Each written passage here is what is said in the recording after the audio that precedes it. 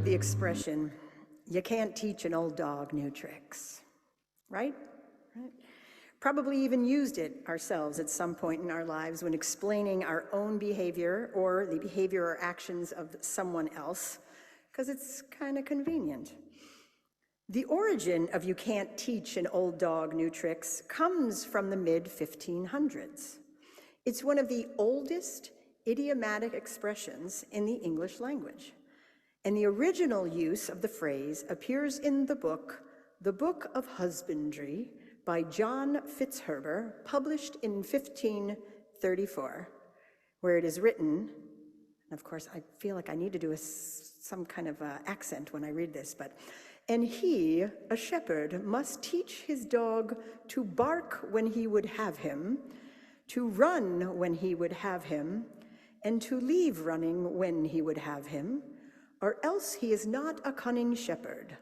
The dog must learn it when he is a whelp, or else it will not be, for it is hard to make an old dog to stop."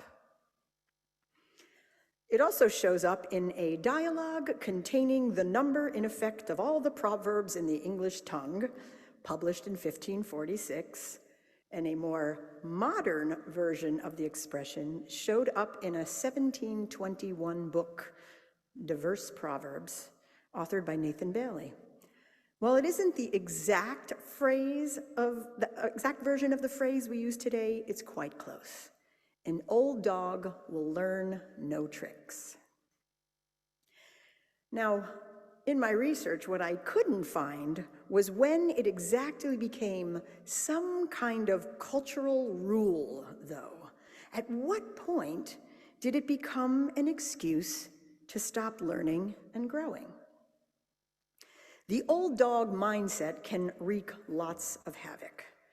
If we look at our country right now, entrenched racism and misogyny, the practices of the founding old dogs have helped to ignite renewed vigor in limiting the rights of women and our LGBTQ siblings, in continuing the needless slaughter of Black men and women via police and prison, and a wholesale failure to care about public safety, especially the safety of children, by clinging to an arcane Second Amendment.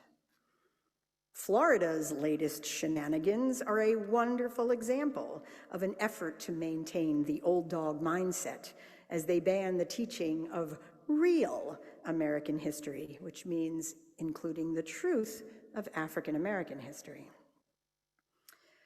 In my various work over the years, this old dog mentality has shown up in this phrase: "This is the way we've always done things. Don't try to change it." Entrenched mindsets and entrenched behaviors actively limit our possibilities. We must, however, become comfortable breaking away from the way things have always been, whether on a small scale, in our family or community, or larger, our nation or our global society. The first step, though, is that we have to be willing to learn. We have to be ready to admit that we don't know all the things. And perhaps we need to be interested in practicing the Buddhist concept of beginner's mind. I've always been a believer and follower of the lifelong learning concept and in entering situations with beginner's mind.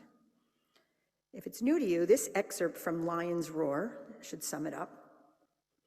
As Zen teacher Suzuki Roshi famously said, "In the beginner's mind, there are many possibilities, but in the expert's, there are few." When we start to learn anything for the first time, we are fresh, curious, and open to all possibilities. Our mind is not yet solid with concepts, opinions, and certainties. This beginner's mind is awakened mind itself, which is beyond concepts and opinion. It is the don't know mind that is the essence of meditation, and we should never lose it. So, beginner's mind, for me, I went to seminary at age 47, after already having a PhD and a few different careers and raising a child, because I knew there was more I wanted to learn. And it was interesting because I recall very clearly talking about beginner's mind in one of my interfaith classes and getting strange looks from the young folks, like people who were 20 years younger than me. One even said, "I don't want to do that." Different strokes, I guess. But it has always served me. It has made me open. It has kept me curious. It has helped me practice humility. And it has allowed me to release my ego and my need to know or to be right, which I believe has served me well.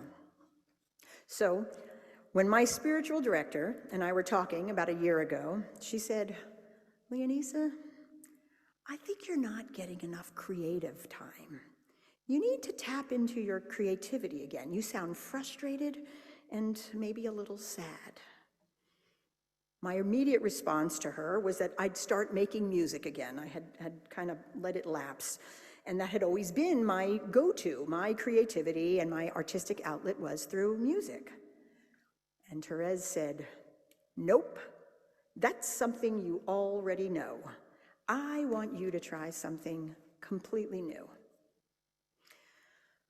So since music was always my art, I had never really explored the fine arts. I had a small stint in making jewelry in the 80s and 90s. And of course, since I've worked with children over the years, I would dabble alongside them with coloring or making collages.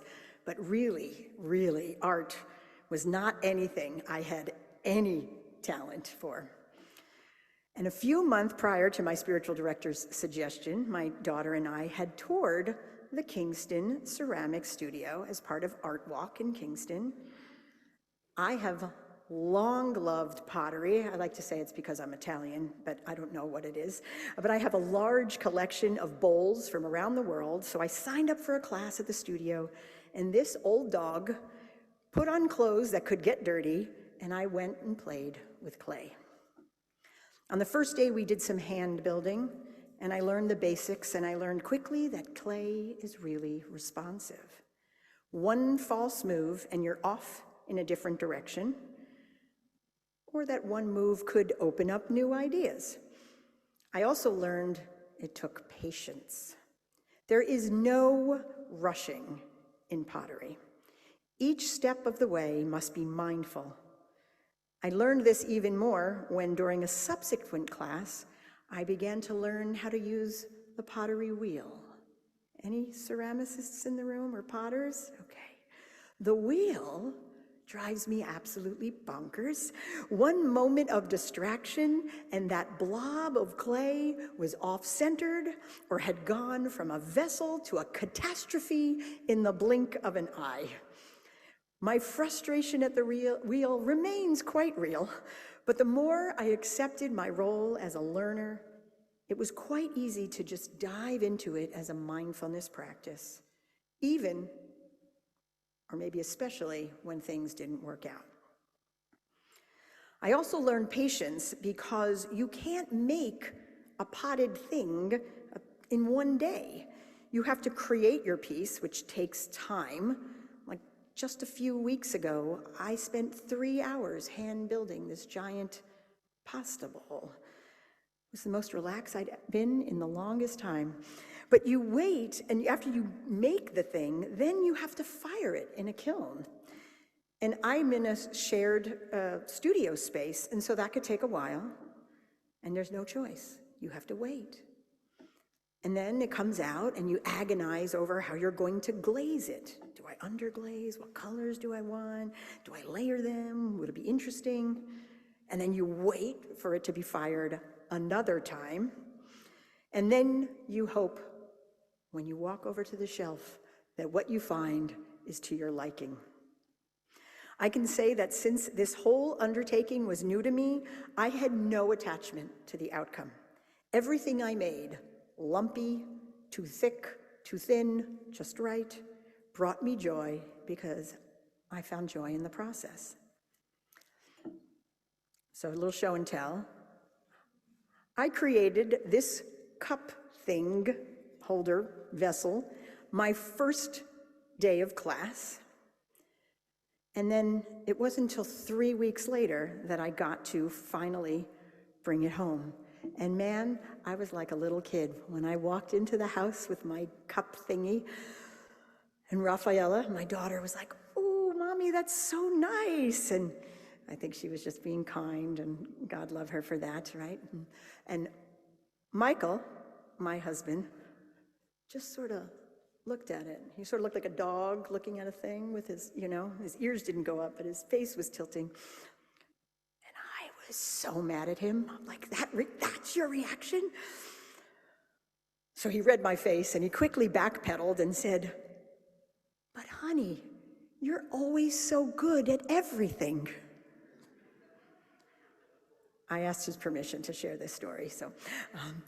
And that was such an amazing moment because I am competent, or I have been competent, and thus when I or any of us who are deemed learned or competent or effective or successful, whatever that means, does something new, we might raise a few eyebrows, especially if it's not up to standard.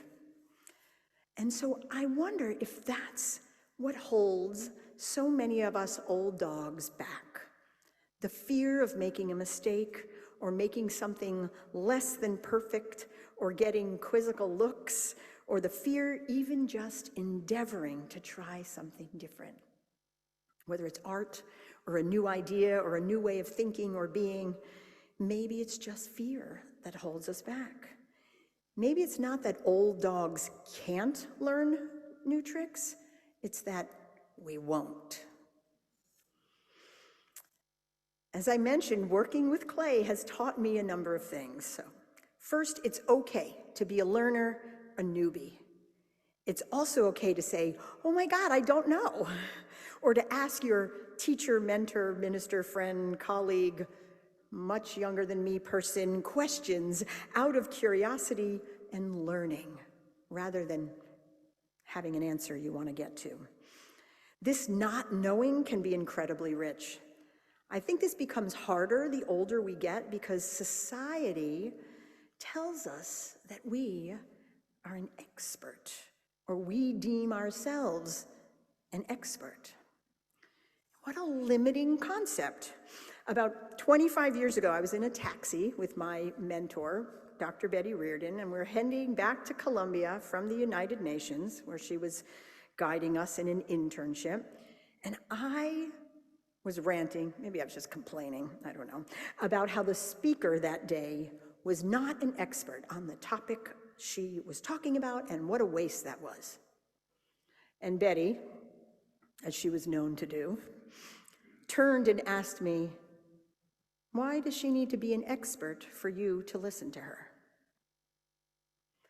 Our conversation continued, and she said something along the lines, this is an exact quote, paraphrasing, she said something like, "Don't be fooled by that term, expert.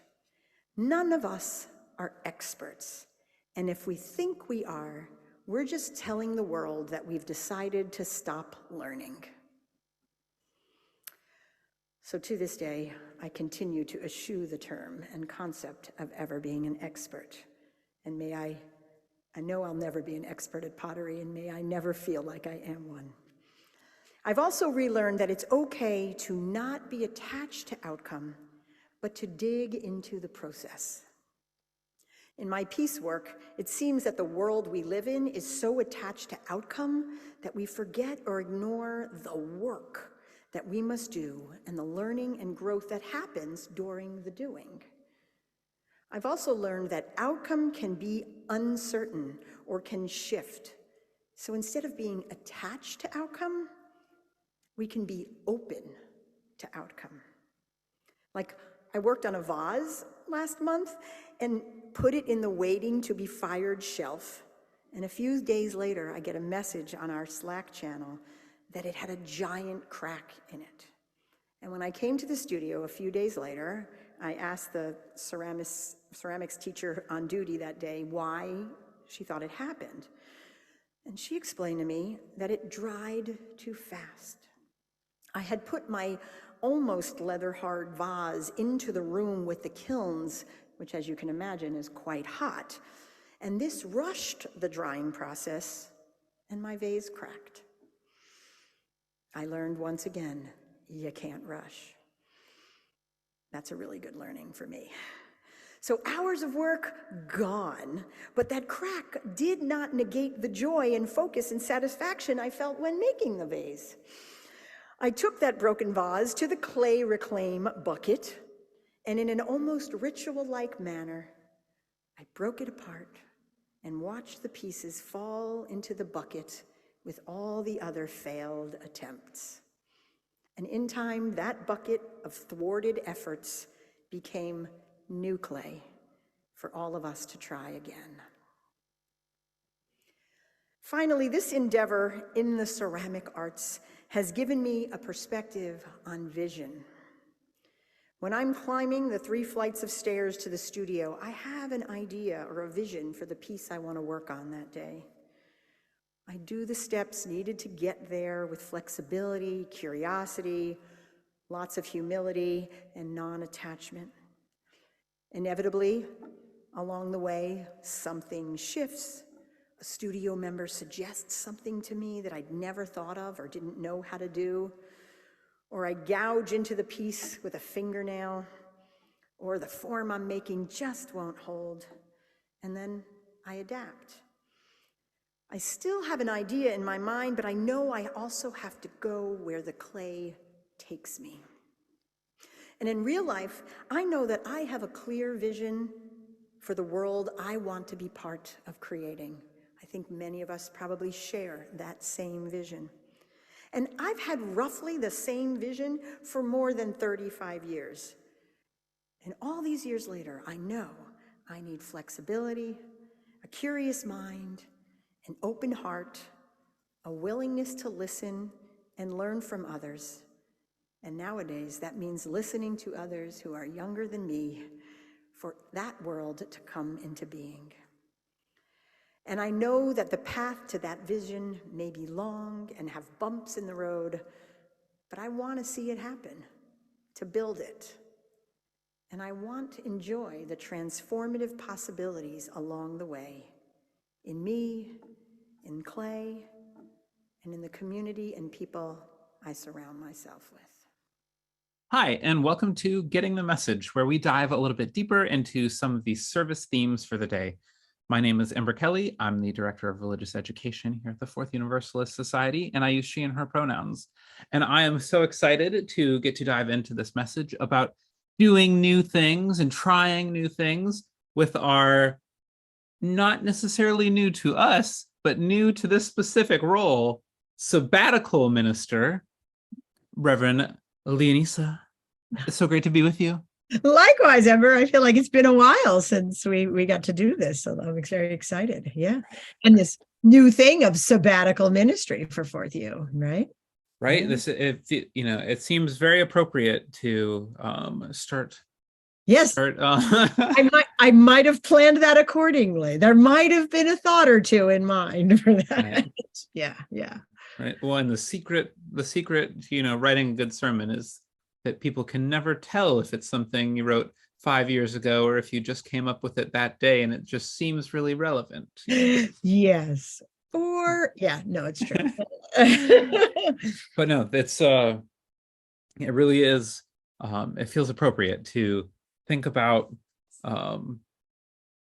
being used to new things as we get used to being without Reverend Schuyler for a 6-month stretch, which is not the norm for this community. Yeah, exactly. And it's like, and I'm not new to Fourth U, right? It's my spiritual home. It's my home congregation, right? I am not an affiliate minister. I covered for when Schuyler was on family leave, but this is a different kind of new, right? Like this is a new position to be, in essence, the acting senior minister. Like that's new for me. That's new for the congregation. I mean, those of us who have been around for a while probably remember previous ministers having sabbaticals, but this is the first time to be without Schuyler in an extended time. And so it feels new. And it's also new.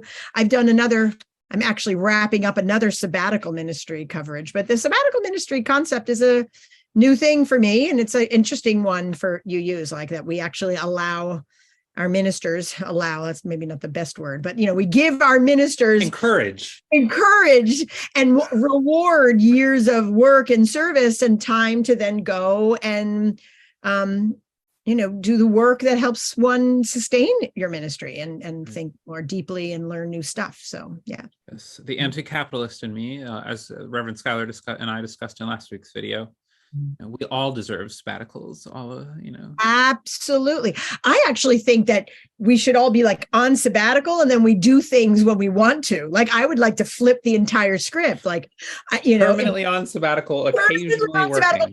I will do the things I need to do when the spirit moves me, but that would mean we'd have to get rid of paying bills and all, which I'm all for, and all that stuff. You and I are of the same mind of that. But I think like the notion of like the sabbatical or a retreat or any of that, that the stepping back and resting and not feeling the need to be uber productive or whatever that is. I think it's really, many other professions have versions of that because they recognize there's a recognition of the inherent value of being able to step away and really kind of retreat into a space of learning and rest and yeah. Mm-hmm. So we learned a little bit about your clay work. Yes.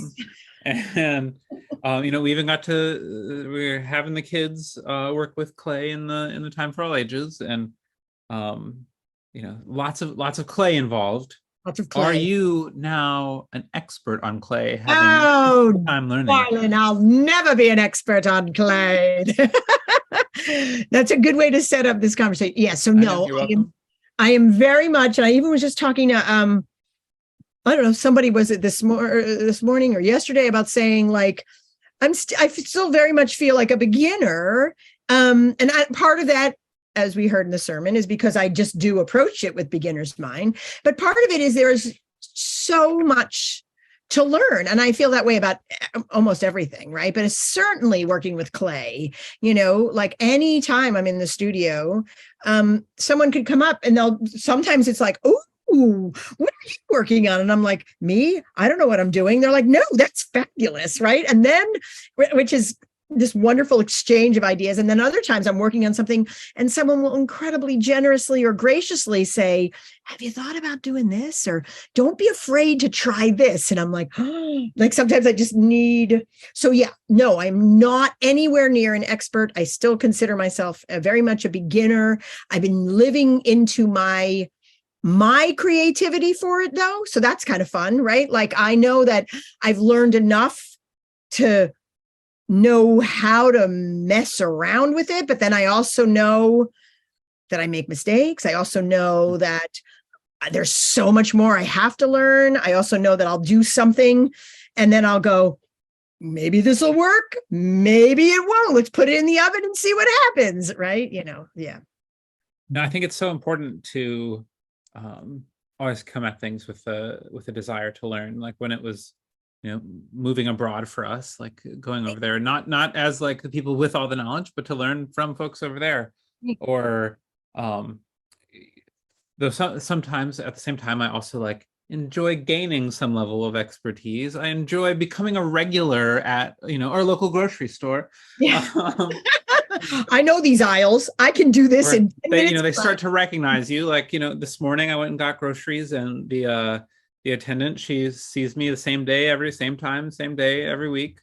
And so she's like, hey, I'm going to be right back. She's like, I know you can handle this without me. And of course, something did go wrong because I was doing the self-check and something did go wrong. The one time that she's like, I'm going to step away. I'm like, no.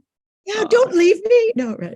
Yeah. But I was a regular, so I'm always torn. I both love coming at things with this fresh, always learning eyes, but also do like gaining that like sense of regularity and that sense of some, maybe not expertise, but at least being familiar. Learning and being familiar and learning. And I think, I'm with you on that. Like, I don't think, that story that I share about, Betty, her comment about experts, right? It's sort of humiliating for me, but that's fine too, but that's a good learning, right? Like we have to learn humility. And, but I I think that the problem is if we think we know the thing, that's where the problem lies. Like we get to the point where we're like, I got this. And I'm like, and we all do that, but it's more like, I got this and I don't need to listen, or there's no more I can add to my knowledge. Whereas, the world is continually growing and changing. And I mean, I guess maybe a lot of it is its roots for me as a scientist, which was always like, let's do this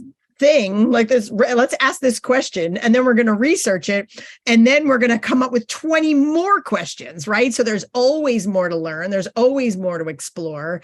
So we could file in our learning, but if we ever get to the place where we're like, I don't need to learn anymore, I feel like that's the sad part. And I think that's why that word expert can be, sort of a trap, maybe, of like saying, like, I'm an expert at this, like, what do I, blah, blah, blah, but maybe you meet it's usually like a young person or a kid, like a real kid who like says something about a thing and you're like, oh my God, I've never thought of it that way, right? Like there's something to, even if you're super knowledgeable in an area, to still remain open to what else you could learn or know from people you maybe didn't expect it from. Right. No, that made me think, especially because you were just talking about like burnout with Sabbatical and things like that. One of the things, as I've come into this work at Fourth U, is that it has felt like I've had to reinvent the wheel every single year. There's not been any time to just rest on my laurels, to rest on what has worked before, which I think is also this, like, would it be nice if things like calm down for a year or two in our general society? Yes. Yeah, that'd be okay. But I think that you see a lot of folks in ministry and religious education and education in general, like there's so much burnout, people leaving these sorts of career fields because it previously was something, like, I think for a lot of folks, ministry work, church work, nonprofit work, there's something that you could like have a pretty standard formula and like, here we go, this is going to work, this is how you do this. It's the reason why Reverend Schuyler talked about with his sabbatical thing, is to go see what's going on with religion right now, because right now is not normal. Right. Yeah. And it's it's been a strange 6 or 7 years, right? And so, or more, but we could start there. And and like the idea of like, how do I do this thing? And I think it's really interesting too to think about in terms of how congregations function, or even how whole religious communities function. Like there's a steady decline in folks wanting to go to church on a Sunday morning, or wanting to be part even of something that they call religion, and I think it really calls those of us who do this work to think creatively and about what does it mean to be part of a religious community today, given what's happening, right? And what does it mean to be part of an organized religion while there's a decline, or especially like Unitarian Universalism, right? Like a liberal organized religion that a disorganized organized. That's beautiful, right? Yeah, I'm going to trademark that one, or else you guys are going to steal it. Yes, before they steal it, you got to monetize that, you capitalists. So, but it's true. That I think is maybe it's the positive upside of this sort of feeling of unknowing and wackatudinalness that's out there, is that we can maybe spend time in deep conversation with people and get really creative about what it means to be a spiritual home for folks, or what does it mean how do we cultivate spiritual practice if it's not like, I was raised going to church every Sunday, as were you, right? Like, and that's like a routine, and that's not, I work with young people, that's not what they necessarily do anymore. So how can we think of other creative and interesting ways to have spiritual grounding at a time where we really need spiritual grounding, right? And we're just going to have to come at it with learner's eyes.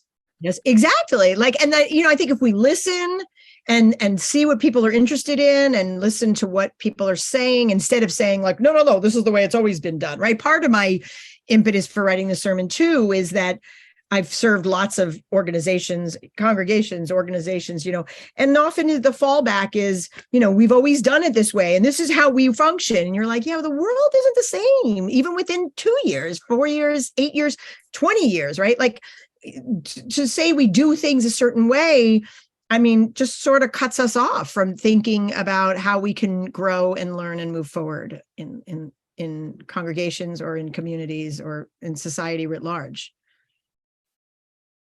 Well, to end us on a slightly more upbeat and fun note, than I thinking know, about right? how we face all of the challenges of the world, what are some other new things that you're giving a try? Is there anything else? Well, yeah, so, and I had this moment today as I sat in the studio for like a few hours working on a few pieces. It's like, you could be doing these other new things you're interested in. I was like, I could be, but this is what I'm doing right now. It's become a spiritual practice, right? So I really protect it. But the other thing I'm interested in doing, and I'm going to launch it, for lack of a better way to put it, which is, I know, right? Like, woo, welcome to the world moment coming up in 2 weeks, is I've decided to create a Substack. A friend suggested Substack to me, which is like because I wanted to do a blog, right? I write a lot, right? I think a lot. I sure talk a lot. Anybody who knows me, really, I know, right? And so I thought, what if let's make a blog. Like years ago, I started a blog and then it went away. And then she my friend Lori said, no, you should look at Substack, right? Because it's like a built-in community of people who want to read and have dialogue. And so I created a Substack account, and I'm getting over my own I don't know if it's a lack of confidence or a little trepidation or just like fear of, oh my gosh, if I put this into the world, what will happen? Like that stuff. And I was like, you could do it with clay and you have almost no artistic ability, and you could certainly do a Substack, and because you know how to write. So that's what I'm going for. And companion to that is also a podcast that's impending, and maybe you'll be one of my guests there. But yeah, I've had it for like a year. The tables have turned. Exactly. Like it's a turnabout is fair play, as my father always says, right? So I think that's in a conflict sense, and ours will be a fun way but I've been thinking about a podcast for like a year, and and another friend, my friend in Italy, Francesca, started a podcast, and we just looked at each other, and it was like wonderful, like, oh my God, let's just do it. Right. And so that's the other thing. So I've got a few, those are the biggies. And a lot of it's linked to this idea of wanting to launch the Peace Education Center, which I finally became a certified 501c3. So I literally have nothing holding me back from going out and offering programs or thinking about things, because I'm an organization. I'm an organization now. Right. So yeah, how about you? Is there anything can I ask you that question? Let's see. I just finished a read of the Odyssey, the Emily Wilson translation. It's a newer translation, and it was amazing. I've always kind of wanted to be one of those people that, like I hear people that are like, I read Lord of the Rings every year. And I think this might finally be like my I read this every year read. Like, it was that good. Really? It was just it was such a well done translation. That's so good. So I've been doing a little bit more reading. I've been doing some embroidery. I did a little bit of that in the past. And I right now my new is coming back to some things that I'd kind of let go in 2022. Like either there were habits that I was forming in 2021 and in 2020, but that kind of got put on the back burner during whatever the world 2022 was. And so I'm trying to come back to them. Things like writing poetry, journaling, taking time to meditate, taking time to embroider, read. Trying to focus on the basics of like, these are the things I enjoy. That's beautiful. I like that a lot. Yeah. And then does it feel like a spiritual practice to you? It does. Yeah. That's what I realized too, is like the things I want to take on, I want them to feel like spiritual practice. I want them to be spiritual practice. I don't want them. So strange that we both ended up doing ministry. I know. Imagine that, right? What are the odds? All the gin joints in all the world there, right? No, in fact, my journaling, I am currently working through a 80 question shadow work prompts. Ooh. because I'm a glutton for punishment, but also because it feels good. Yeah, I think I want to learn more about that. We're gonna have to talk offline. We will. Let's do it. Let's do it. Okay. Well, thank you for being the first organization that I've gotten to sit down in a one-on-one discussion with. Sorry, that's hysterical. Yeah, I had to take the opportunity. It's Yes, not very- good. Well played, Amber. But thanks so much for taking the time to sit down with me. And I'm so excited to get to spend more time together in the next few months. Me too. It's really fun. Looking forward to it. Thanks so much, Amber.